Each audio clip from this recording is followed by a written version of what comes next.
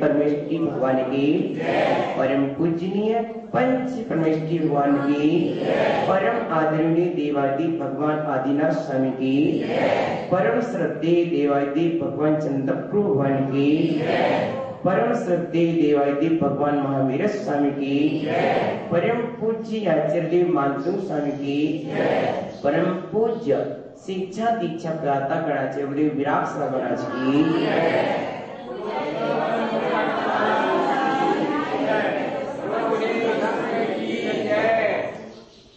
प्रिय आत्मन, श्रद्धा लोक के देवता आदि ब्रह्मा,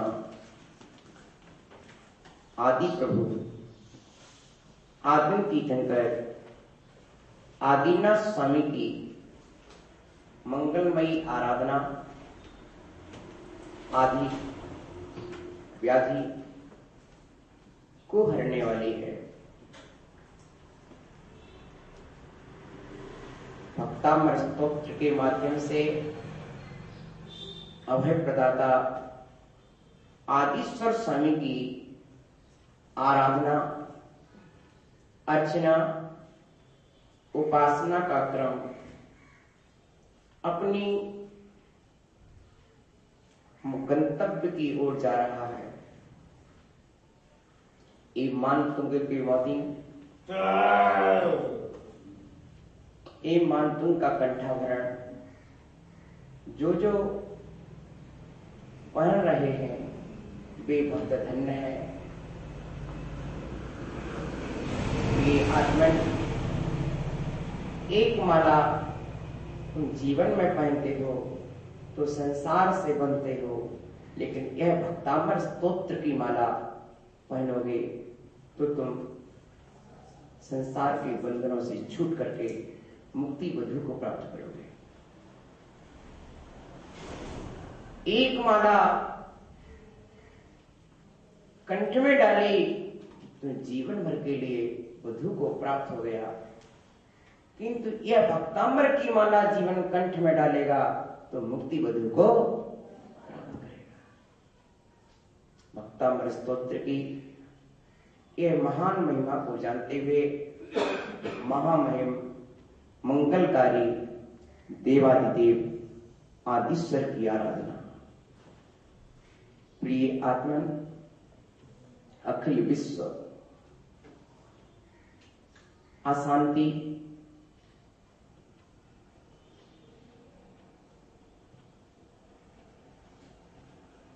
अशांति अशांति देख रहा है। शांति की खोज, शांति की प्यास, शांति की पिपासा में तलाश है शांति की,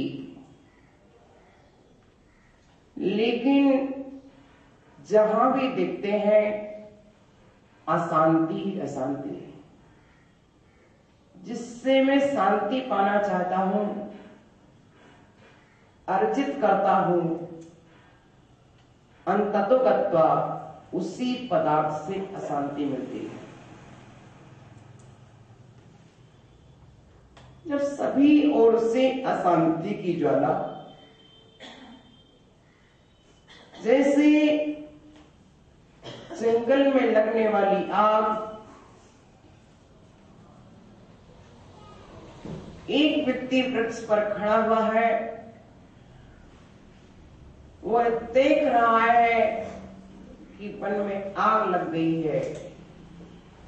इधर देखता है, उधर देखता है, उधर आग लगी, उधर आग लगी, लेकिन स्वयं वृक्ष पर बैठा है, उसे आभास ही नहीं है कि इस आग कभी इस पेड़ को भी छू लेगी। दूसरे की आग को तो देख रहा है, वह प्राणी आग में झुलस रहा है, वह प्राणी आग में झुलस रहा है, लेकिन स्वयं का बोध नहीं है। मैं दूसरे के दुख तो देख रहा हूं, दूसरे की अशांति तो देख रहा हूं, किंतु ये पता नहीं है कि यह अशांति कभी मेरे पास भी आएगी, यह पीड़ा कभी मेरे पास भी आ सकती है, यह कष्ट कभी मेरे पास भी आ सकता है, यह वेदना कभी मेरे पास भी आ सकती है। उन क्षणों में मैं क्या करूंगा? प्रिय आत्मन,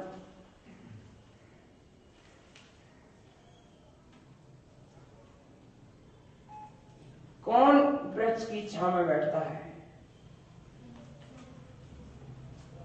जब व्यक्ति ग्रीष्म काल की तपन में तप्तायमान हो जाता है, सूरज की उग्र किरणें ऊपर से तपाती हैं, नीचे से धरती तवा के समान जब तपाने लगती है तो व्यक्ति किसी वृक्ष की छांव की शरण लेता है। अन्यथा कौन चाहता है बैठना? उसी तरह हे जिनेंद्र देव, आप मुझ पर विश्वास मत करना, सच कह रहा हूं, मैं तुम्हारे पास नहीं आया हूं। काश मुझे संसार के दुख न सताते, संसार की पीड़ाएं मुझे न घेरती, संसार के कष्ट मेरे नाम पर ना होते,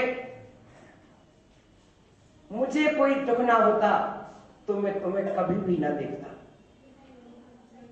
यदि मैंने हे जिनेंद्र देव आपकी ओर देखा है तो इसमें कारण एकमात्र है कि संसार में किसी दुख ने मुझे आपके पास भेजा है। मुझे किसी दुख ने आपके पास भेजा है, मुझे किसी पीड़ा ने प्रेरित किया आपके पास आने को, मुझे किसी कष्ट ने इष्ट तक भेजा है, मुझे किसी वेदना ने आपकी संवेदना के लिए मजबूर किया है। हे जिनेंद्र, कौन है ऐसा जो छांव में बैठना चाहे? वह तो सूरज की किरणों से तप्तायमान पुरुष ही होगा।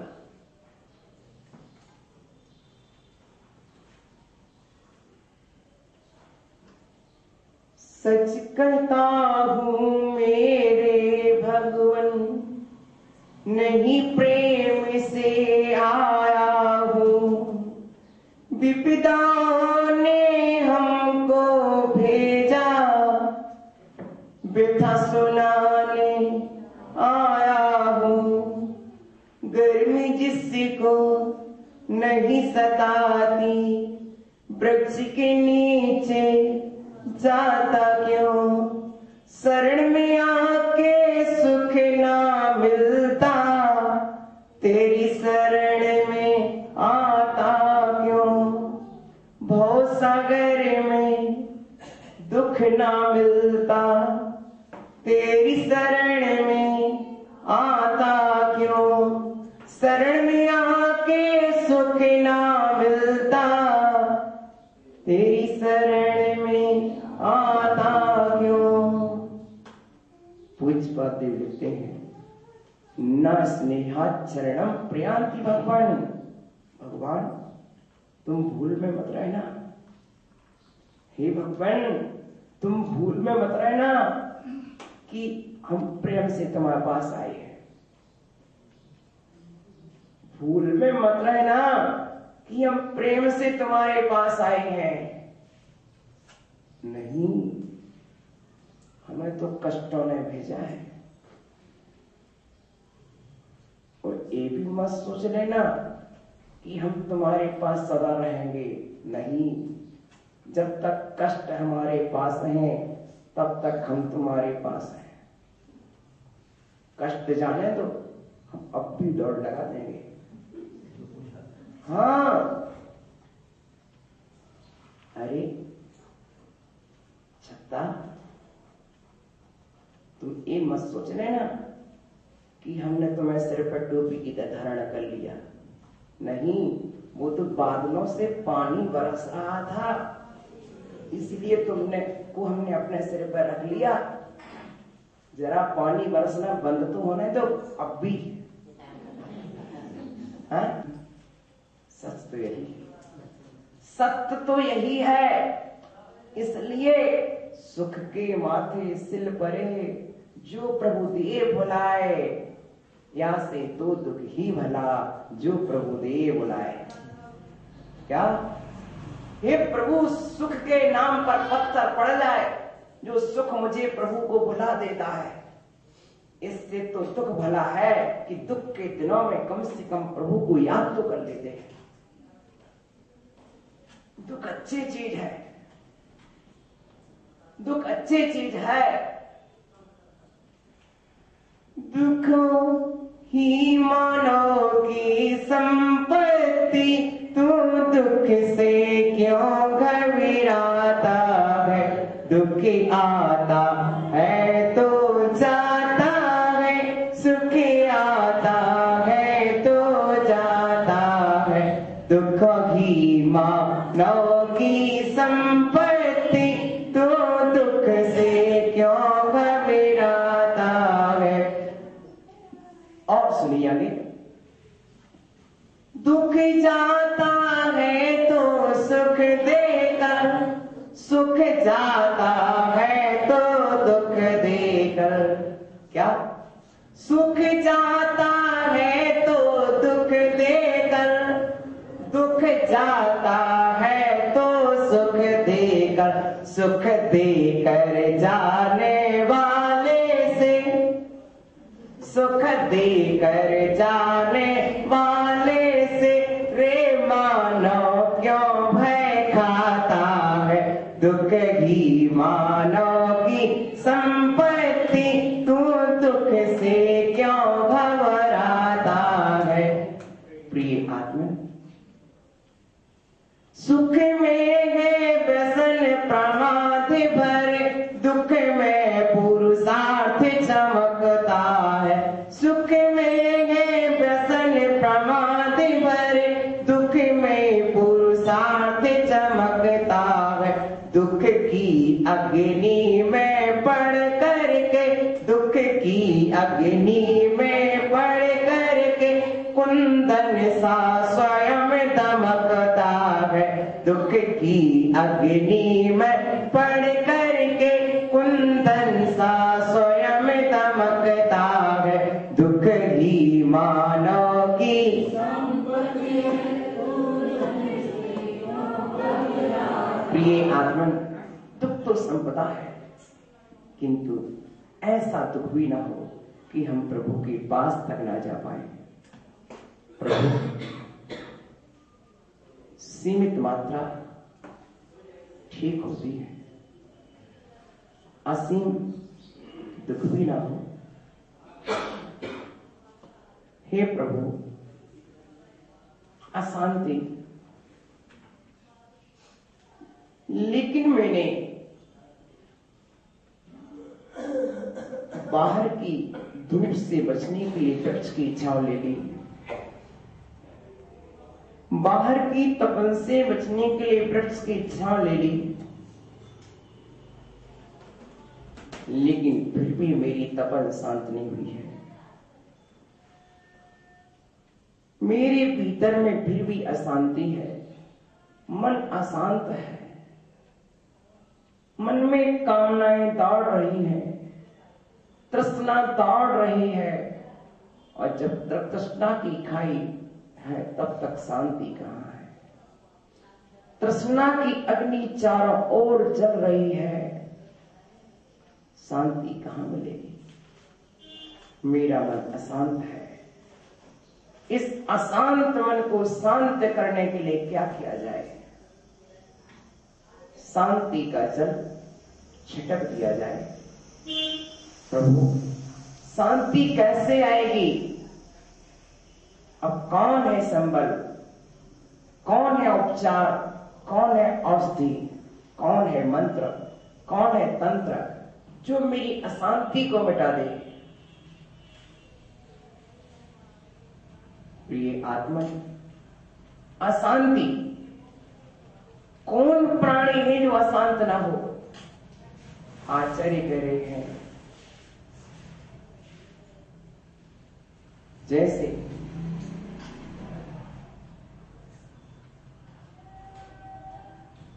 बादल बरसते हैं तो जंगल की आग शांत हो जाती है, जैसे जल अग्नि को बुझा देता है।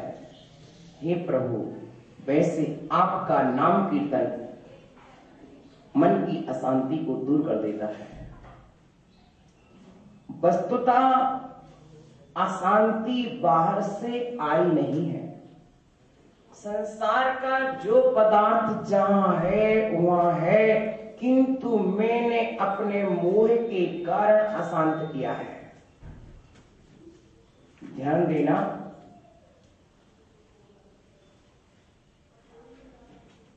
विष की यदि मारक शक्ति को नष्ट कर दिया जाए और वही विष खाया जाए तो फिर विष मरण का कारण नहीं बनता। उसी तरह से मोह उतार दिया जाए तो फिर कष्ट दुख नहीं दे सकता। संसार में अशांति का कोई कारण नहीं है, मूल उपादान कारण मेरे भीतर है। जब भीतर में उपादान कारण अशांत होता है तो वह बाहर के निमित्त कारण मुझे अशांत करने लगते हैं। और जब अंतरंग कारण अशांत नहीं है, अपने स्वभाव में स्थिर है, अपने स्वरूप में स्थिर है, तब फिर कोई अशांत करने वाला नहीं है। ध्यान देना, ज्ञानी वही विराजता है, अज्ञानी वही विराजता है। ज्ञानी अपने स्वभाव में है, जो जहां जैसा हो रहा है, मात्र ज्ञाता दृष्टा हूं, लवलीन है अपने स्वरूप में। और अज्ञानी राग द्वेष करता है। अज्ञानी जीव राग द्वेष करता है और ज्ञानी ज्ञाता दृष्टा भाव से रहता है। जब ज्ञाता दृष्टा भाव होता है तो शांति और संवेदना मिलती है, और जब राग का द्वेष करता है अशांति। एक साधु एरिया बस से चल रहा है, राह में कांटे हैं, कंकड़ हैं, चला आ रहा है, कोई विकल्प नहीं है। चर्या परिचय का अवसर कब कब आता है। कर्म की निर्जरा करता हुआ चल रहा है और वहीं से आलोक भैया निकलते हैं। आलोक भैया कहते रोड खराब है, इंजीनियर खराब है, सरकारी काम खराब है। वो ज्ञानी, जो खराब हो, लेकिन मेरे परिणाम तो पहले खराब हो ही गए। चाहे इंजीनियर खराब हो, चाहे सरकार खराब हो, लेकिन सबसे पहले अपने भाव को पहचान कि मेरे भाव कितने खराब है। कर्म की निर्जरा करना आसान नहीं है। हर परिस्थिति में समता चाहिए। राह में चल रहे तो समता चाहिए। अपना रास्ता समता का स्वयं बनाया जाता है। जैसे वह मशीन होती है, क्रेन मशीन आती, उसमें चैन लगी रहती है। वह अपना रास्ता जंगलों में जा रही है, स्वयं बनाती जाती है। मिलिट्री का टैंक आदि जो होते हैं, वे क्या करते हैं, लोहे की चैन अपना रास्ता स्वयं बनाते जाते हैं। उसी तरह से हे ज्ञानियों, अपनी समता का पथ स्वयं निर्माण करना होगा। मालूम है, रोड बस के लिए है, रोड यात्री के लिए है, लेकिन कुछ वाहन ऐसे होते हैं जो रोड पर नहीं, पहाड़ पर चढ़ने के लिए बनाए जाते हैं। पहाड़ पर चढ़ने के लिए बनाए गए हैं। ऊबड़ खाबड़ कैसी जमीन मिले और सीधा पथ का निर्माण करते हुए चले जाएंगे। उनमें ऐसी चैन लगी है चढ़ने की। प्रिय आत्मा, अपनी समता का पथ स्वयं निर्माण करो। शांति देने तुम्हें कोई नहीं आएगा। ध्यान देना। जैसे उसे क्या बोलते आप लोग, उस ट्रक को जिसमें चैन लगी रहती पूरी पहिए में, समझ गए? समझ तो गए ना? तो वह अपना पथ स्वयं निर्माण करता है। कहां से चलाना है, कहां से चलना है, स्वयं अपना रास्ता बनाता जाता है। उसी तरह साधु सज्जन पुरुष अपनी समता का निर्माण स्वयं करते हैं। रास्ता कैसा भी हो, वह बढ़ता है तो रास्ता बनता जाता है। परिस्थिति कैसी भी आए, मेरा एक ही काम है, मुझे समता के साथ चलना है। चाहे उपलब्धि हो, चाहे हानि हो, चाहे जीवन हो, चाहे मरण हो, चाहे सुख हो, चाहे दुख हो। ये सब कब संभव है? ये सब तभी संभव है जबकि स्वयं के पास चिंतन हो, क्योंकि वैसा ही जीवन बनता जैसी धारा चिंतन की। जीवन निर्माण चिंतन धारा पर अवलंबित है। यदि चिंतन धारा सम्यक हो चुकी है तो जीवन के निर्माण सम्यक होगा, और चिंतन की धारा ही सम्यक नहीं है तो जीवन भी सम्यक नहीं हो सकता है। प्रिय चैतन्यात्मा, ये देखो, मेरी शांति दूसरे के पास नहीं है। शांति का पथ दूसरा निर्माण नहीं करेगा। मेरी शांति का पथ मेरे पिता निर्माण नहीं कर सकते। मेरी शांति का पथ मेरी मां निर्माण नहीं कर सकती है। मेरी शांति का पथ मेरा बेटा निर्माण नहीं कर सकता है। कितना भी सोच लेना, कितना भी सोच लेना, मेरी शांति मेरे भावों पर निर्भर है। अहो, ये मत सोचो कि मैं बेटे को इतना दे दूंगा तो बेटे का मन शांत हो जाएगा। नहीं, कोई किसी के मन को शांत नहीं कर पाया। आशा गर्त प्रति प्राणी यस्मिन् विश्वमनुभवम् कस्य किम कीदायाति तथा वो ऐसा। आशाओं का गड्ढा इतना बड़ा है, इतना बड़ा है, इतना बड़ा है, पूरे विश्व की संपत्ति उसमें डाली जाए तो एक अणु के बराबर होगी। आशा के गड्ढे में एक अणु के बराबर होगी। फिर आशा एक ही क्षण नहीं, प्रति क्षण नई नई आशा जन्म लेती है, नई नई कामना जन्म लेती है, नई नई तृष्णा जन्म लेती है। इसलिए कोई किसी की कामना को पूर्ति नहीं कर सकता है, और जब तक तृष्णा है तब तक शांति नहीं है। इसलिए देखो, तृष्णा नदी तुयोत्तीर्णा विद्या नावा विविक्तया। हे प्रभु, आपने तृष्णा रूपी नदी को ज्ञान रूपी नौका से पार कर लिया है। जिसने तृष्णा नदी को पार पाया है उसने ही सुख पाया है। सुख कहां है? नदिया के उस पार। किस नदी के पार? किस नदी के पार? तृष्णा नदी के उस पार। तृष्णा नदी के उस पार है। जो तृष्णा नदी का पार को लेगा सुख उसे मिल जाएगा, शांति उसे मिल जाएगी। प्रिय आत्मन, मुझे शांति कोई नहीं दे सकता, अशांति कोई नहीं दे सकता। जब मेरा चिंतन अच्छा सोचने लगता है शांति मिलने लगती है, बुरा सोचने लगता है अशांति मिलने लगती है। कमट के पत्थर बरसाने से पारस का मन अशांत नहीं हुआ।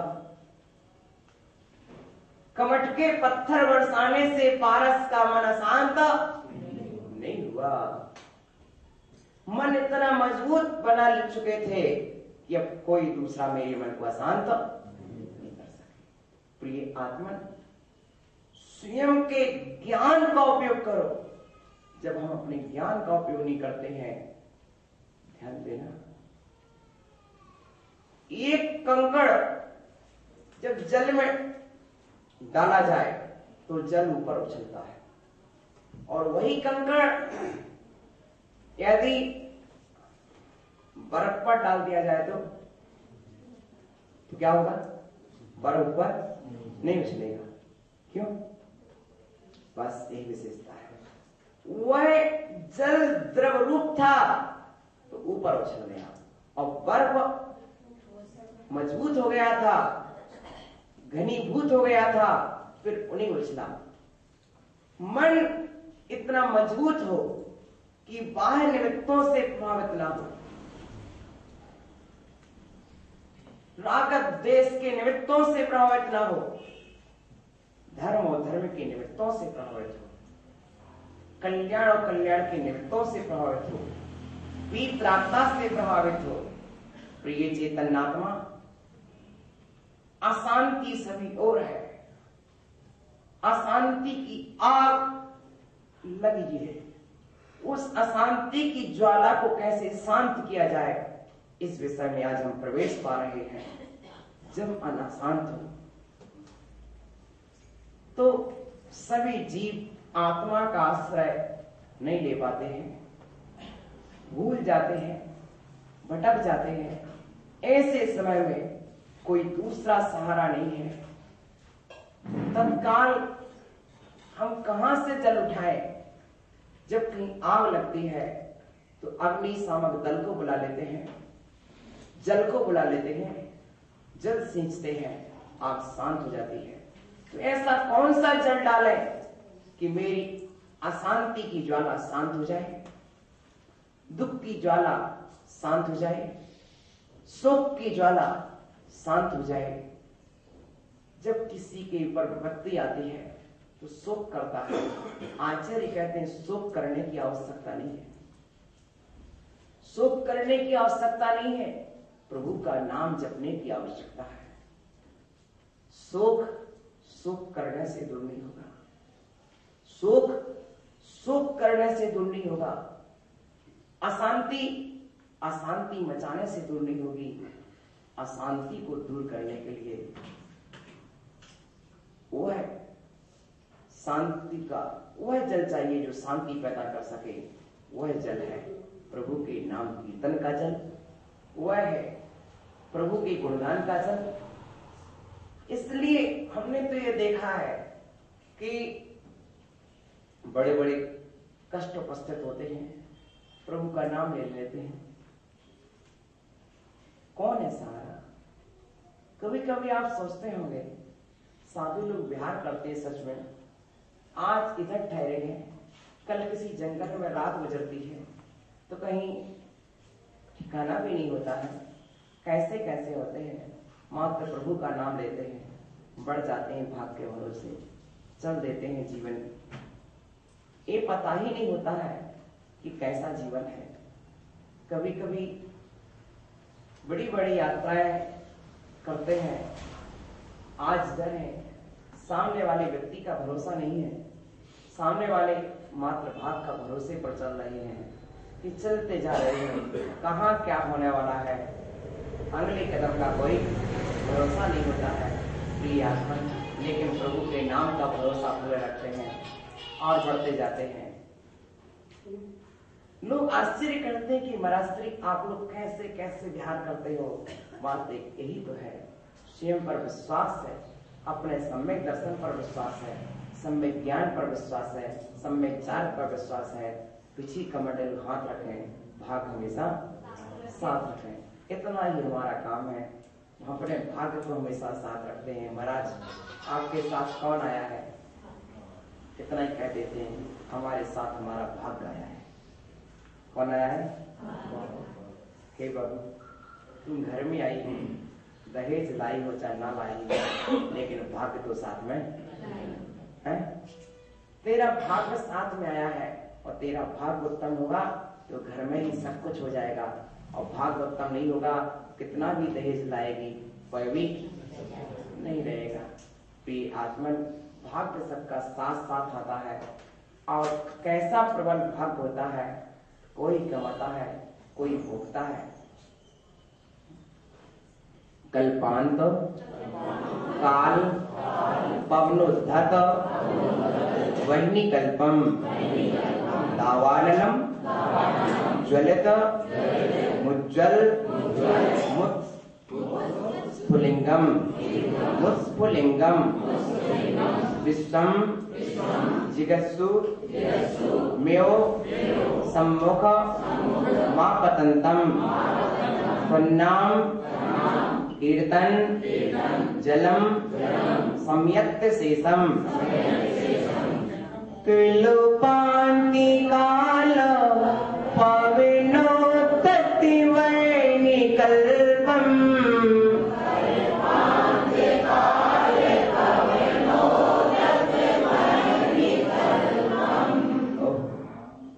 इतनी शांति से बोलोगे तो फिर हम शांति की प्रार्थना ही क्यों करेंगे? जरा पूरे मन को शांत करके, तीनों युगों को शांत करके पूरा उपयोग लगा के बोलो, कल्पान्ति काल पावन प्रतिवैनी कल्पम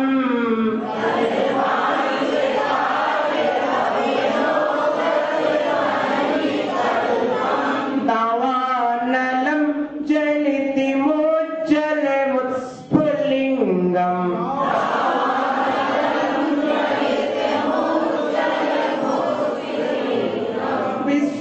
जिगत्सुमिव सम्मुखे मापतन्तम्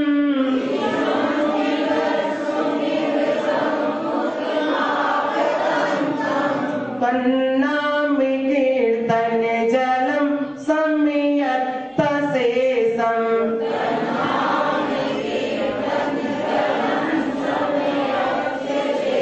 कल्पान्ति काले पविनोत्तिवर्णिकल्पम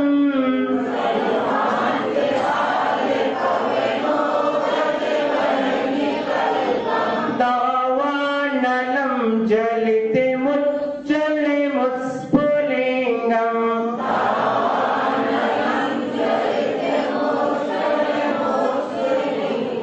विश्वम जिगत्सुमिविषम मुखे मापतन्तम्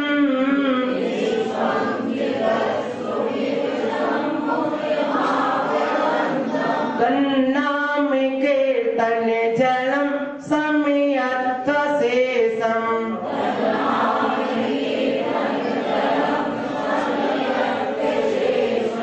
देखिए, कल्पांत कल्प काल के अंत में चलने वाली जो कल्पांत काल पवनोद्धत ऐसी है।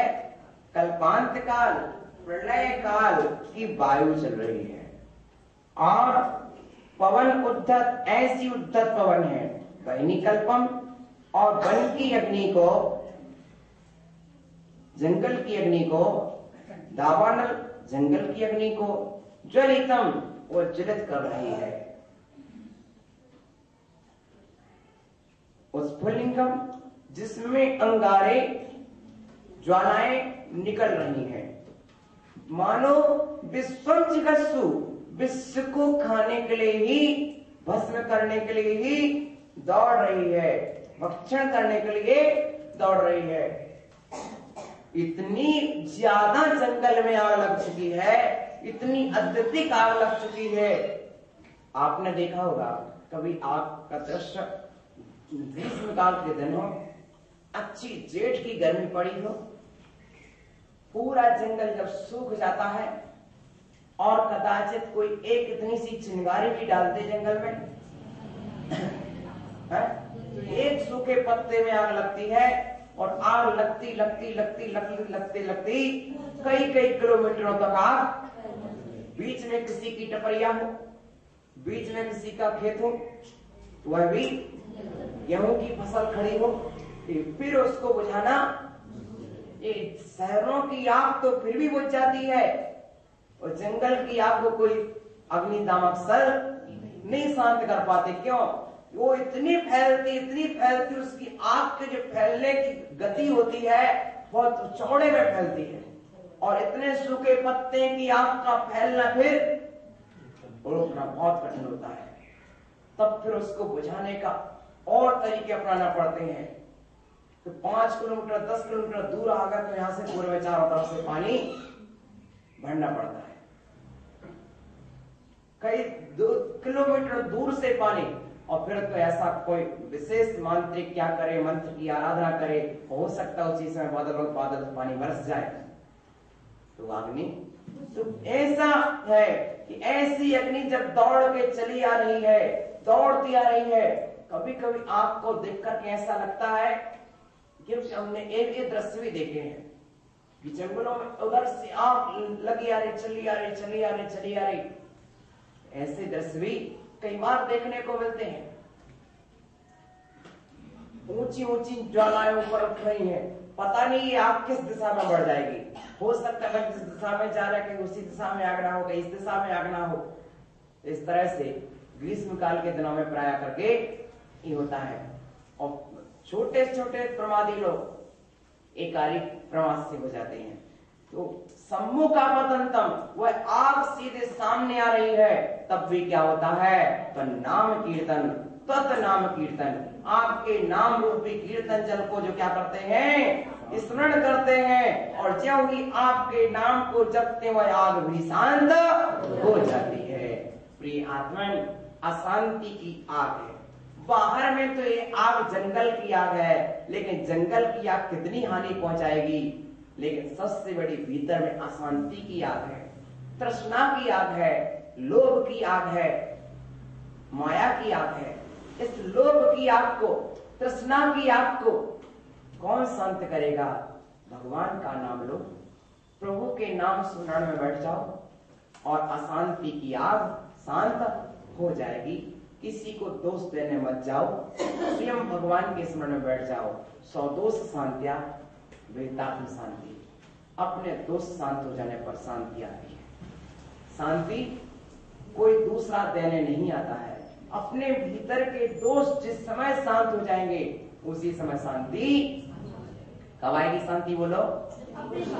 अपने दोष शांत होने पर शांति आती है। और अपने अंदर दोष है तो कोई कितनी भी शांति देना चाहेगा, वो ज्ञानी बुखार तुझे चढ़ा है, शक्कर कितनी डलवा ले, तो दूध कड़वा लगेगा। क्यों? जब बुखार चढ़ा है तो दूध कड़वा लगना ही है। मन अशांत है तो कोई कुछ भी दे दे तब भी क्या है? अशांति अशांति होगी। और जब मन शांत हो जाए तो फिर बुखार शांत हो जाए तो दूध सहजता में मीठा लगता है, और बुखार चढ़ा हो तो शक्कर डाला दूध भी कड़वा लगता है। यही स्थिति है। तो इसलिए भगवान के नाम का सहारा लेना चाहिए। प्रतिदिन सहस्त्र नाम का पाठ करना चाहिए। किसका नाम? सहस्त्र नाम जानते हो, पढ़ते हो? आदि पुराण का 25वां अध्याय पढ़ो, उसमें सहस्त्र नाम का पूरा अर्थ है। अभी हम सुबह से वही पढ़ाते हैं। तो 1008 नाम भगवान के प्रतिदिन करना चाहिए। और इतना कर सके तो समझ लो कि घर की सभी प्रकार की आपदा विपदा तत्काल दूर होती है। सहस्त्र नाम का बहुत बड़ा,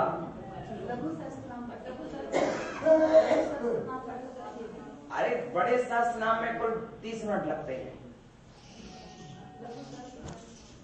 लघु में नहीं चलता लघु। तो समयति नाम कीर्तन जलम, भगवान के नाम का कीर्तन जल, नाम भी लेना चाहिए बार बार।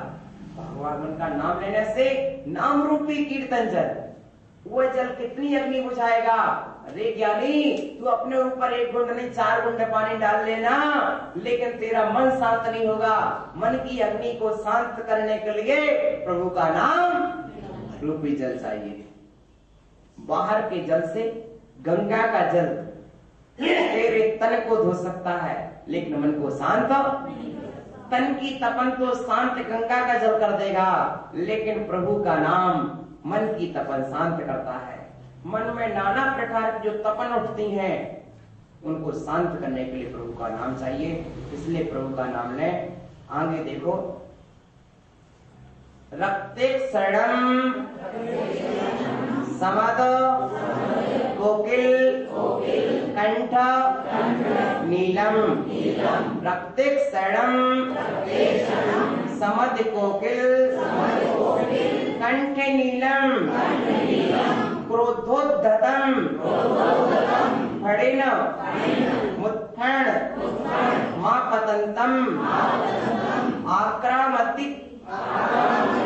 आक्रामतिक्रम युगेण निरस्त संकस सन्नाम नागदमनी यदि यस्य पुंसा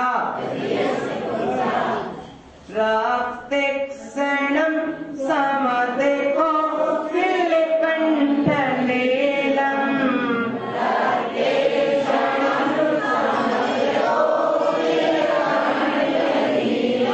रक्ते क्षणं समदेको किलकण्ठलेलम्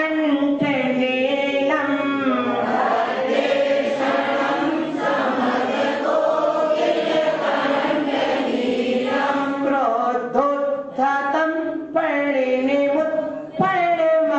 पतन्तम्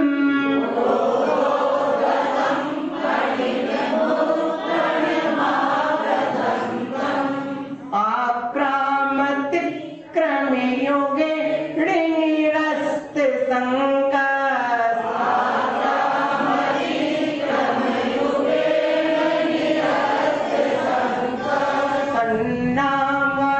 सन्नामनागतमनि हृदयस्य पुंसा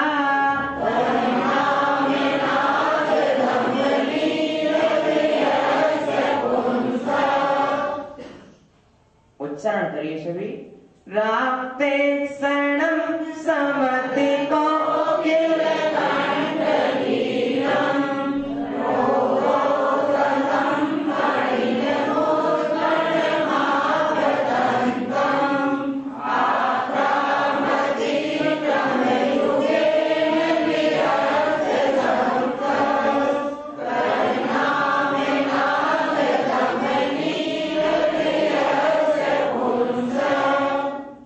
देखिए नाम की महिमा क्या है। कथाएं तो दूर रहे, लेकिन आपका नाम भी बहुत महत्वपूर्ण है। शीतल सरोवर में स्नान करना तो दूर रहे, मात्र उठने वाली ठंडी ठंडी हवाएं मन को शांति पैदा कर देती हैं गर्मी के मौसम में। इसी तरह से विपत्ति के काल में आपकी कथा तो दूर रहे, मात्र आपका नाम भी ले लें तो वह नाम मेरे दुखों को दूर कर देता प्रभु। अब बात यह है कि भोग रूपी भुजंग इस मन को डसते रहते हैं। स्पर्शन और रसना दो इंद्रियां भोग इंद्रिय है। ध्यान चक्षुकर्ण एक काम इंद्रिय है। स्पर्शन रसना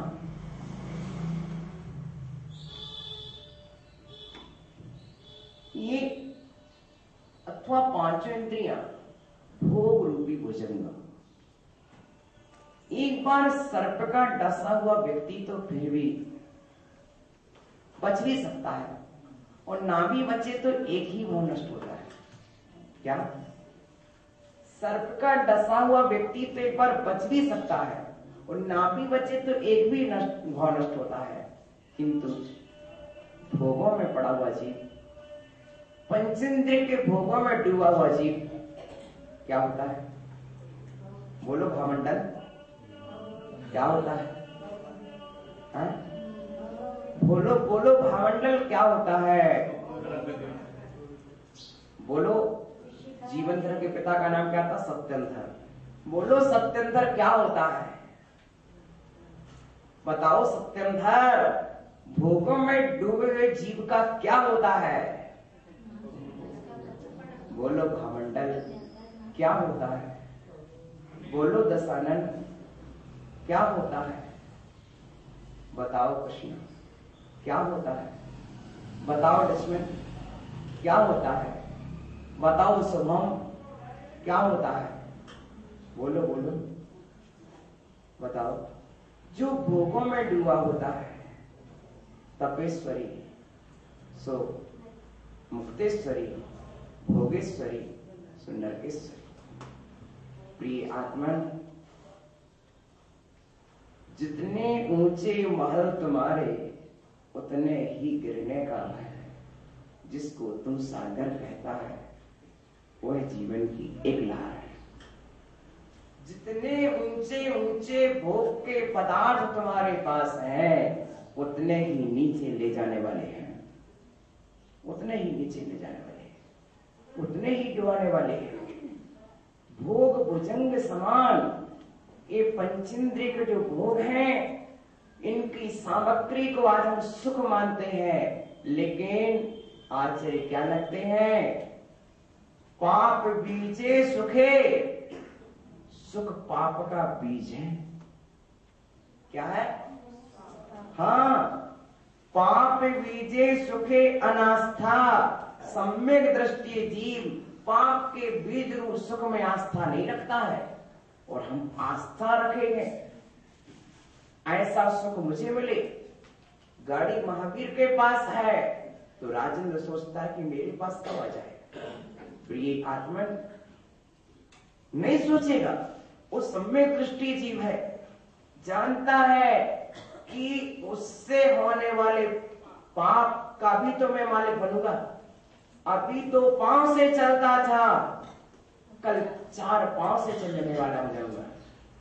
ध्यान देना, एक 4 व्हीलर आ लो।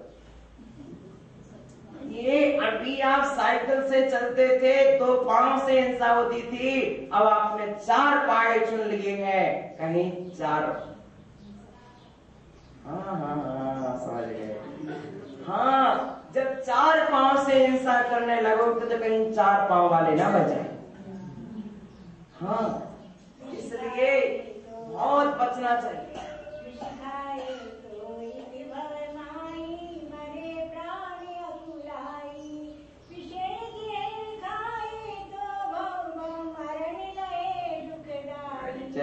बहुत बढ़िया,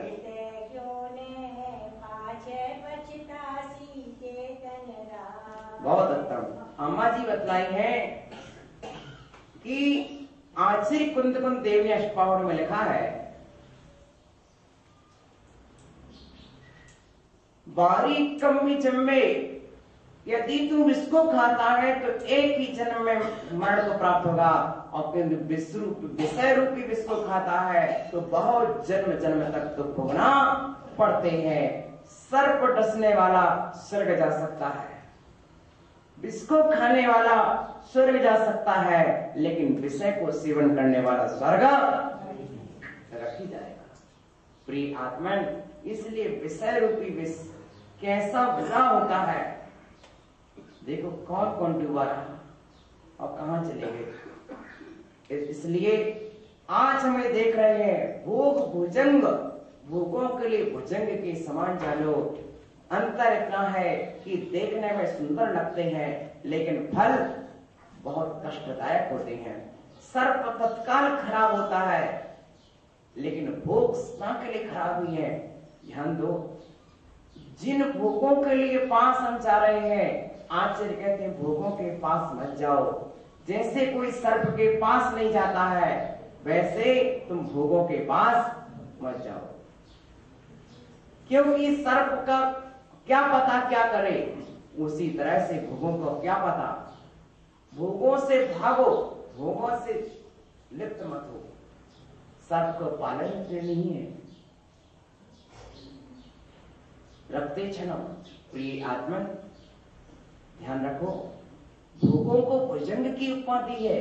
जैसे आप सर्प से दूर दूर रहते हैं, भले ही सर्प आपको कष्ट पहुंचाए ना पहुंचाए, पर भोग तो कष्ट पहुंचाएंगे, वो कष्ट पहुंचाएंगे। एक समय के बाद फिर कहना पड़ेगा, भोगो न भुक्ता वैमेव भुक्ता, तपो न तृप्ता वैमेव तृप्ता। भोगों को तूने नहीं भोगा है, भोगों ने तुझको भोग लिया है, भोगों ने तुझको भोग लिया है। एक समय तक लगता है कि हम भोग भोगे, लेकिन दूसरे समय ऐसा लगता है कि यह भोगों ने क्या दशा कर दी। शरीर नष्ट कर दिया, बल नष्ट कर दिया, ओज तेज सब नष्ट कर दिया। क्या बचा इस शरीर में? साधना की युग शरीर कहां बचा? तपस्या के युग शरीर कहां बचा? प्रिय आत्मा, जैसे गन्ना का रस निकाल देने के बाद छिलका शेष रह जाता है तो उस छिलके का कोई मूल्य नहीं होता है, उसी तरह से जिसने भोगों में अपना जीवन डाल दिया है उसने अपने रस तत्व को समाप्त कर दिया है, तो उसके जीवन का मूल्य क्या रहा। इसलिए समझना चाहिए तप और साधना के लिए, योग साधना के लिए भोग साधना से ज्यादा शक्ति की आवश्यकता है। हमारी जो शक्ति बाहर में नष्ट हो रही है उस शक्ति को यदि हम भीतर में लगा दें, ध्यान देना, किसी तुमने जलते हुए दीप को देखा होगा, लालटेन को देखा होगा, जब लालटेन का तेल ऊपर की ओर जाता है तो लालटेन प्रकाश देती है, समझ रहे हैं ना। लालटेन का तेल ऊपर की ओर जाता है तो लालटेन प्रकाश देती है, यदि उसी लालटेन में एक छेद हो जाए और तेल नीचे की ओर जाए तो अंधेरा छा जाता है। बस यही है, समझ लो, पूरा यही है पूरे ज्ञान का सार। जब हमारी शक्ति ऊपर की ओर गमन करती है तो ज्ञान का प्रकाश देती है, और वही शक्ति जब नीचे की ओर गमन करती है तो फिर अज्ञान का अंधेरा छा जाता है। इसलिए शक्ति को ऊर्ध्वगामी बनाओ। ऊर्ध्वगामी शक्ति किनकी होती है? जो ध्यान करते हैं, आत्मा का ध्यान करते हैं, जिनवाणी का अध्ययन करते हैं, निरंतर संत पुरुषों की संगति करते हैं, धार्मिक स्वरूप में, स्वाध्याय में, साधना में समय लगाते हैं, उनकी शक्ति ऊर्ध्वगामी बनती है। अन्यथा शक्ति का अधोगामी होना, प्रिय आत्मा, संसार की प्रत्येक वस्तु तुम कभी भी कहीं भी पा सकता है। आज तूने सोना नहीं कमाया, 80 साल के बाद भी तू सोना कमा लेगा।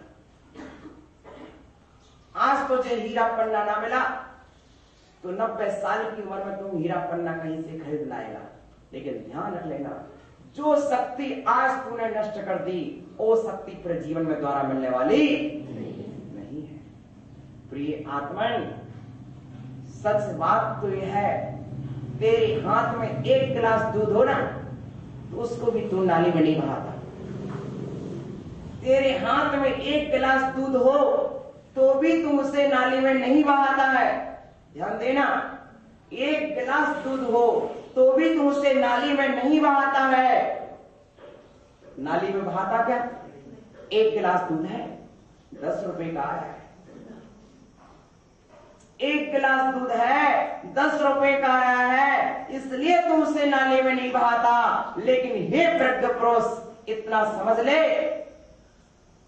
जो शक्ति 40 दिन में संचित हुई है, क्या 40 दिन में संचित हुई है, और वह शक्ति पुनः बनने वाली नहीं है, ऐसी शक्ति को तू एक दिन में बहा देता है। कहां गया विवेक, कहां गई बुद्धि? नाली में बहा दिया। ओह, हम तो पूजा करते हैं, हम तो दर्शन करते हैं, आखिर फल क्यों नहीं मिलते हैं? इसीलिए फल नहीं मिलते। प्रिय आत्मन, अपनी शक्ति को बाहर में बहाने की आवश्यकता नहीं है। विशेष धर्म ध्यान की ओर जाओ और शक्ति को ऊर्ध्वगामी बनाओ, तो वह जब शक्ति जैसे जैसे ऊर्ध्वगामी बनेगी वैसे वैसे ज्ञान में मन लगेगा, ध्यान में मन लगेगा, तप में मन लगेगा, और वह फिर आप जो साधना करेंगे वह साधना 1000 गुनी फलदायी होगी। शास्त्रों में लिखा है, जितने भी अनुष्ठान होते हैं प्रत्येक अनुष्ठान ब्रह्मचर्य पूर्वक किया जाता है, और ब्रह्मचर्य के साथ करने पर विशेष फल देता है। मैं तो स्पष्ट कहता हूं, 24 तीर्थंकर हुए, सबसे पहले मोक्ष कौन गए? बद्रीनाथ। 6 दिन में बालू में जाए। आदिनाथ 1000 साल लग गए, मल्लीनाथ 6 दिन में से लट गए। पारसनाथ, महावीर, वासुपुज जल्दी जल्दी से लड़ गए सब, क्योंकि इनने पाप का अर्जन ही नहीं कर पाया, तो विसर्जन करने की आवश्यकता क्या थी? पाप का अर्जन ही नहीं किया तो निर्जरा के लिए विशेष तपस्या नहीं करना पड़ी और थोड़ी तपस्या में चल दिए। प्रिय आत्मन, ये समझो, एक बार इस तत्व तो समझ में आ जाएगा कि हम भोगों के सागर में डूबे डूबे कहां रहेंगे। अनंत काल इस जीव ने निकाल दिया और आज भी योग के मार्ग पर मन नहीं आ रहा है, हटता नहीं है। आश्चर्य होता है, अरे जीव कहां डूबे हैं, कहां डूबे हैं। क्योंकि ये बात बताने का, मार्ग दिखाने का कोई मिलता ही नहीं है। कोई ये बता सके कि ब्रह्मचर्य क्या होता है, भोग क्या होते हैं, योग क्या होता है। प्रिय आत्मन, आज तो हर बात को सहज करके टाल दिया जाता है। ये तो सहज है, होता ही है। नहीं ज्ञानी सहज नहीं है। सहज तो वो होता है आत्मा के साथ होने वाला ज्ञान सहज है, आत्मा में होने वाला दर्शन सहज है। विकार सहज नहीं है, विकार सहज नहीं है, ये मन का विकार है। और मन के विकार के बिना तन में विकार आता नहीं है। यदि तन में विकार आया तो सहज कैसा। आज सहज योग और सहज ध्यान में भी ये बताता है प्रिय आत्मन, सहज का तात्पर्य है अपनी शुद्धोपयोग दशा।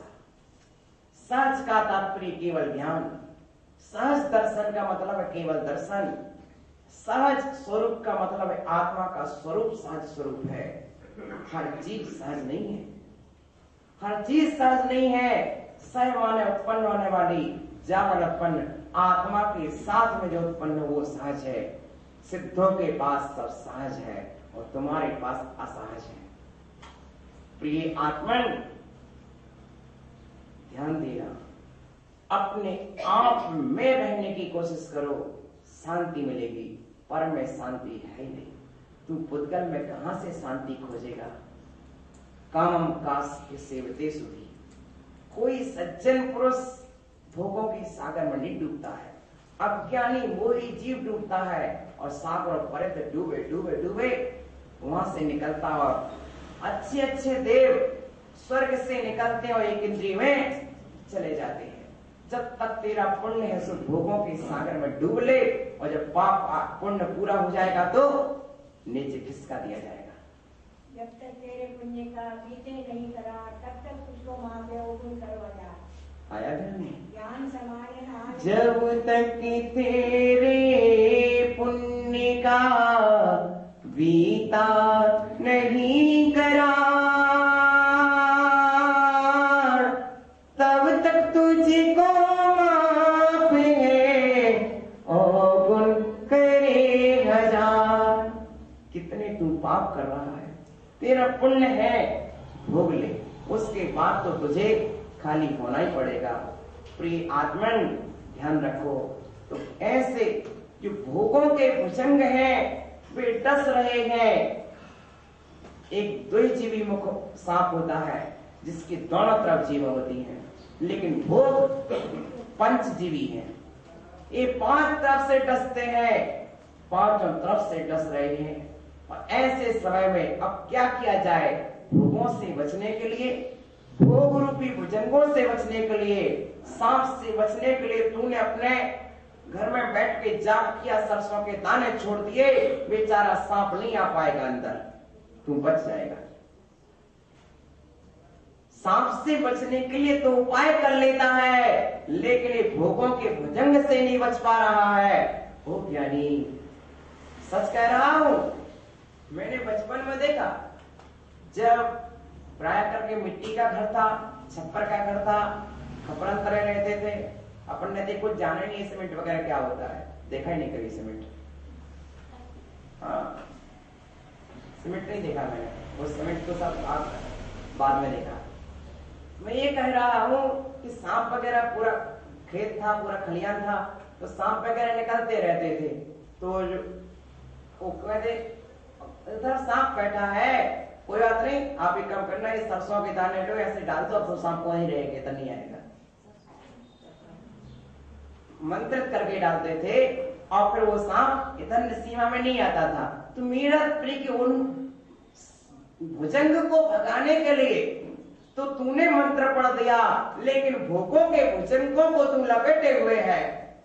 हो गया नहीं, बता, भोगों को भुजंगों को लपेटे हुए है, अपने साथ रखे हुए है। कहो ज्ञानी, भोगों के भुजंग जब तुझसे लपेटे रहेंगे तो कितना विष छोड़ेंगे। अरे सर्प का एक बार का विष किसी मंत्र से उतर जाएगा, लेकिन वो विष कौन उतारने आएगा। अरे सर्प काट भी खाता ना तो दूसरे को बता देता कि विष सर्प का है, तत्काल उतारने वाले के पास चले जाते हैं। लेकिन तुझे भोग रूपी भुजंगों ने कब से डसा है और तू आज तक किसी मांत्रिक के पास नहीं पहुंचा है कि मेरा विष कोई उतार दे। कहो ज्ञानियों, कभी पहुंचते हैं अपन? नहीं पहुंचते हैं। कब उतरेगा ये विष? कौन उतारेगा विष? चलो तो प्रभु के पास पहुंचे। क्या है? नाग दमनी हृदय पुंसा, जिस पुरुष के हृदय में आपके नाम रूपी नाग दमनी, जानते हो सर्प को पकड़ने वाले जो होते हैं वे क्या करते हैं? हाँ, जड़ी बूटी होती है। तो क्या होता माँ जी, जो सांप को पकड़ने वाले होते हैं वे अपने हाथ में इतनी सी जड़ी बूटी रख लेते हैं, जेब में रख लेते हैं, और जड़ी बूटी को लेकर के सांप के पास चले जाते हैं। फिर सांप कुछ नहीं कर सकता। क्या आ गया ध्यान में? सर्प को पकड़ने वाले आते हैं, वे सर्प को पकड़ने वाले कुछ नहीं करते। नाग दमनी नाम की एक जड़ी बूटी होती है, उस जड़ी बूटी को यूं रखते हैं सामने या जेब में रखेंगे, और ज्यों ही उसकी गंध पहुंचती है सांप के पास, सांप ठंडा पड़ जाता है, शांत हो जाता है, और वो सांप यूं पकड़ लेते हैं। जब नाग दमनी इतनी प्रभावशाली होती है कि सांप शांत पड़ जाता है, भुजंग शांत पड़ जाता है, तो जय जिनेन्द्र देव उस भुजंग को पकड़ने के लिए, शांत करने के लिए नाग दमनी चाहिए। तो भोग रूपी भुजंगों को शांत करने के लिए आपके नाम रूपी नाग दमनी, जिस समय में भगवान के नाम में लग जाता हूं, तुम लग गए 1 घंटे से भगवान का नाम चल रहा, प्रवचन चल रहा ना, कौन से भोग सता रहे? कोई भोग नहीं सता रहे, क्योंकि भगवान के नाम रूपी नाग दमनी पूजा में लग गए। सुनील जी सुनो इधर, तुम बहुत दिनों के बाद आए हो और फिर भी चर्चा में लवलीन हो गया जी। सुन, भगवान के नाम रूपी नाग दमनी यदि हमारे पास है तो हमारा मन भोगों में नहीं जाएगा। अक्सर लोग पूछा करते हैं, महाराज कभी आप लोगों को अन्य जगह की याद नहीं आती, या आपका मन कभी विचलित नहीं होता? नहीं भाई, हम शास्त्रों में अपने मन को इतना लगाए रहते कि समय ही नहीं मिलता। कहीं अभी इतने मैटर लोड है कि इतना मैटर उसको लिखा जाए कि बोला जाए तो भी पूरा नहीं हो, तो समय ही नहीं है कि कहीं अन्य जगह मेरा मन जा सके। तो नाम रूपी नाग दमनी मेरे पास है, इसलिए जितने भी जो आते हैं वे कैसे होते हैं? जैसे सपेरे के हाथ में जब नाग दमनी होती है तो कैसा भी भुजंग आ जाए अपने आप वो शांत पड़ जाता है। उसी तरह कैसे भी परिणति वाले जीव आए, समझ रहे, कैसी भी परिणति वाले जीव आए, कैसी भी परिणति वाले जीव आ जाए, चाहे क्रोधी, चाहे मानी, चाहे माई, चाहे लोभी, चाहे भूखी, चाहे कैसे, और उन सब के मन क्या हो जाते हैं? शांत हो जाते हैं, क्योंकि ज्ञान रूपी नाग दमनी अपने पास। कौन सी? ज्ञान रूपी नाग दमनी, नाम रूपी नाग दमनी, भगवान के नाम रूपी नाग दमनी है, भगवान के ज्ञान रूपी नाग दमनी है, और ऐसी ज्ञान नाग रूप दमनी है तो कोई भी चला आए वह भुजंग अपन को डसने वाला नहीं। प्रिय आत्मन,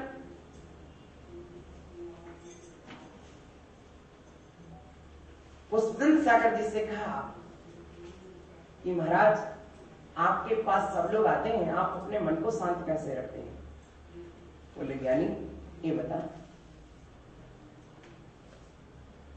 तेरी बहन की शादी हो रही हो, वह 16 श्रृंगार में सज करके और तेरे लिए भोजन लेकर आए, तो क्या तेरा मन विचलित होता क्या? बोले नहीं होता। बस यही परिणति है, अपने ज्ञान में निरंतर लगे रहते हैं, ध्यान में लगे रहते हैं। खाली मन शैतान का घर होता है और मन को कभी खाली छोड़ेगा ही ना। क्या? मन को खाली छोड़ना ही नहीं, हमेशा कुछ ना कुछ, चाहे लेखन में लगे रहो, चाहे ज्ञान में लगे रहो, चाहे ध्यान में लगे रहो, अध्ययन में लगे रहो, पढ़ने में लिखने में, मात्र मन को खाली मत छोड़ो। आया ध्यान में? यही वशीकरण है। मन को विश्राम मत दो, मन को विश्राम मत दो। विश्राम करने का प्रेरणा किस हो जाना, विश्राम मत दो। उससे किसी ना किसी सब्जेक्ट में लगाए रहो, चाहे पूजा में, भजन में, आरती में, स्वाध्याय में, तुम्हारा मन लगा रहेगा तो भोग रूपी भुजंग नहीं सताएंगे। कैसा है? ऐसी नागदमनी रूपी जड़ी है वह पुरुष, कैसा सर पा रहा हो, जिसके लाल लाल आंखें पूरे क्रोध को लिए है। ऐसा सांप है, क्रोध को लिए हुए है, आंखें लाल लाल हैं और कोयल के कंठ के समान काला है। जैसे कोयल काली होती है, ऐसा काला सांप हो। सांपों भी कई जातियां होती हैं। पनिया सांप होता है, बेचारा कुछ नहीं करता है? और भी कुछ सांप होते हैं, लेकिन काला सांप जो होता है वह सांपों की प्रजातियों में ज्यादा जहरीला और ज्यादा गुस्से वाला माना गया है। ऐसा अत्यंत जहरीला, अत्यंत कोप को करने वाला वह सांप, और कैसे पूरे क्रोध के साथ चला रहा है। कभी कभी ऐसा हो जाता है, सांप पर किसी का पैर पड़ गया या कुछ हो गया तो गुस्से में हो गया, या अपन ने कोई सामान उठाया रखा तो गुस्से में हो गया, तो ऐसा है। तो क्रोध से उद्धत और फण को उठाए हुए। भैया परिणति को समझना भी आसान नहीं है। ना जाने वो फण को किस लिए उठाया, नमस्कार करने के लिए उठाए है या तुमको रोकने के? नहीं, कभी कभी सांप भी इतने ज्ञानवान होते हैं, इतने ज्ञानवान होते हैं भैया, कि वो भी रास्ता बताने तक आ जाते हैं, वो मार्ग दिखाने के लिए आ जाते हैं। आचार्य विमल सागर महाराज, महावीर कीर्ति महाराज जब बिहार कर रहे थे तो नेमी चंद बालक एक रास्ते में जा रहा था और वहीं पर एक पेड़ के नीचे सो गया। साइकिल से गया था और उन्होंने सोचा जब तक महावीर कीर्ति महाराज का संग पीछे से आ रहा है तब तक मैं सो जाऊं। पेड़ के नीचे सो गया। धूप लग रही थी बालक को, सांप आया और सांप ने छाया कर ली। पीछे से संग आया, संग देख रहा है कि इतना बड़ा सांप और इनके सिर पर, अब क्या होगा? महावीर कीर्ति महाराज कहते, हो यानी ये सांप नहीं, इस बालक का पुण्य से छाया किए। और फिर महावीर कीर्ति महाराज ने उस बालक से कहा, बालक तुम सामान्य नहीं हो, इस राष्ट्र की बहुत बड़ी धरोहर हो और तुम्हारे द्वारा देश का उत्थान होगा। जब एक सांप तुम्हारे लिए छाया कर सकता है तो फिर तुम सारे संसार को छाया करने वाला बन जा। फिर वह आचार्य विमल सागर बने। आगे धन में ऐसे महापुरुष हैं। आत्मन बार बार सुन के लगता है। तो ऐसा जब सांप चला आ रहा हो, डसने के ऊपर झपट रहा हो, तो भी सांप को निडर होकर के क्या होता, आपका भक्त क्या करता है, आपके नाम को जपता है और लांग जाता अपने पथ पर, रास्ते से पीछे नहीं हटता है, आगे बढ़ता चला जाता है। प्रिय आत्मन, सांप को कष्ट नहीं पहुंचाया, सांप को लांग गया। आए ध्यान में? कष्ट नहीं पहुंचाते अपन किसी को, कष्ट नहीं पहुंचते। और सपने में भी, प्रवास से भी कष्ट पहुंचाए तो अपन क्षमा मांग लेते हैं। ध्यान रख लेना, अन्य जगह मान्यता ये है कि नाग पंचमी आएगी तो दूध पिला देंगे है? और अन्य 364 दिन। किंतु ध्यान रख लेना, सर्प शत्रु नहीं है, वह भी अपना जीवन चाहता है, बेचारा आपसे डरता है, घबराता है। उसके पास जो जैसे आपके पास हाथ है उसी तरह उसके पास है, लेकिन ध्यान रखो वह कष्ट नहीं देता है। यदि तुमको ऐसा लगे तो उससे आप दूर हट जाए, किंतु सर्प को कष्ट पहुंचाने की आवश्यकता नहीं है। ये ध्यान में रखें। ओम नमः शिवेभ्यः, ओम नमः शिवेभ्यः।